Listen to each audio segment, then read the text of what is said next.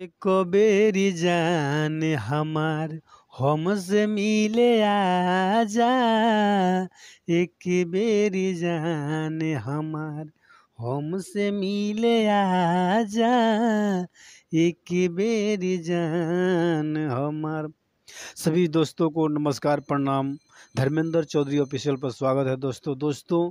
आज एक sad song लिखे हैं और ये गाना आप लोग को दिल को झकझोर कर रख देगा। आप लोग सुनिए, जरूर देख कैसा है। धर्मेंद्र चौधरी ऑफिशियल को लाइक कीजिए, शेयर कीजिए और सब्सक्राइब कीजिए दोस्तों। ज़्यादा से ज़्यादा दोस्तों पास ग्रुप में शेयर कीजिए, ताकि इसी तरह हम हर रोज़ नया नया सॉन्ग लेके लाते रहें। चलिए दोस्तों, हम देरी ना करते अपने मुखड़ी को चलते हैं।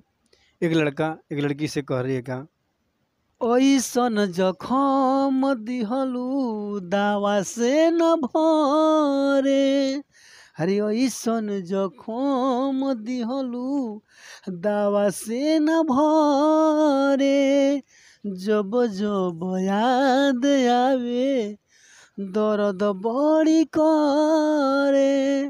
लड़का कहता, ये जानू कैसन जखम दे दिलू कि कोई ऐसन जखम दिहलू दावा से न भरे। जब जब याद आवे दर्द बड़ी करे। कि कोई से भुलाई तोहके, कोई से भुलाई तोहके, हमके बता जा।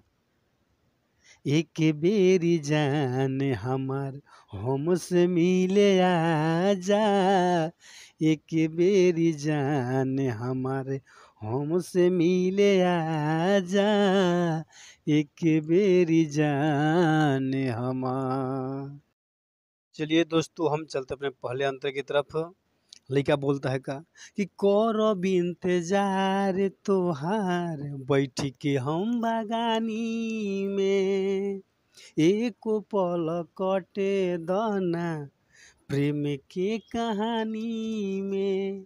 ये जानू, अरे करब इंतजार तोहार बैठ के हम बागानी में। एक पल कटे दरात प्रेम के कहानी में, प्रेम के कहानी में।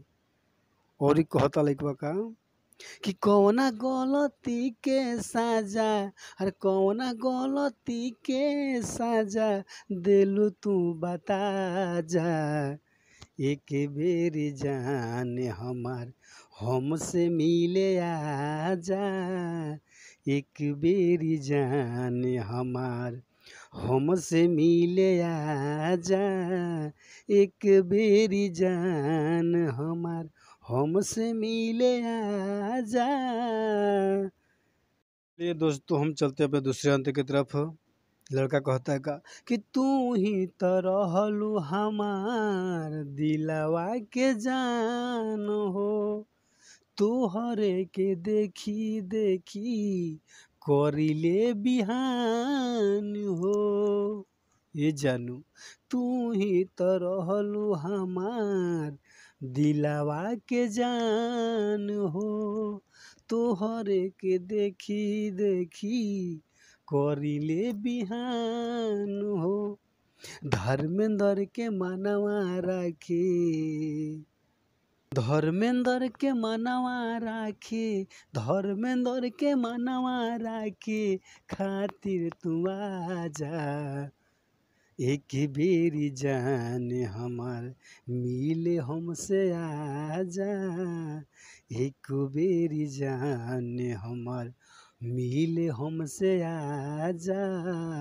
एक बेरी जान हमार।